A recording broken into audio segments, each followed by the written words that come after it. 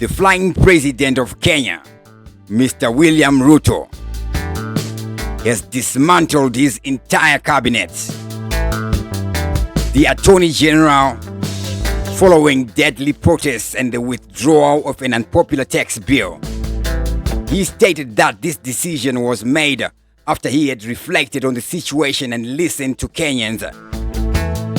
However, the Deputy President and the Prime Cabinet Secretary, who is also the serving Foreign Affairs Minister, are not affected by this decision.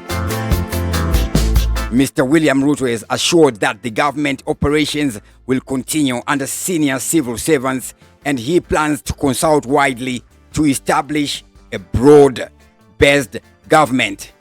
The Constitution does not specify how long the president can operate without a cabinet, but analysts are warning that this new team has to be named very soon.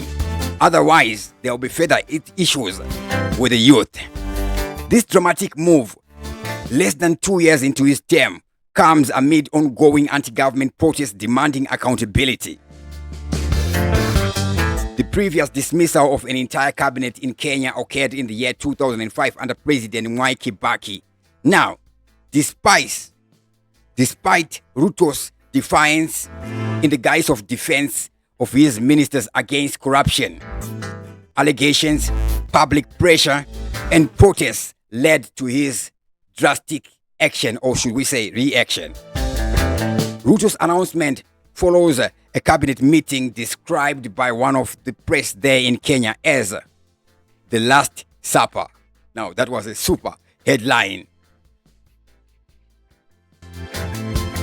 William Ruto has engaged the opposition leader, Mr. Raila Odinga, and he has pledged to form a 150-member dialogue panel to address the crisis.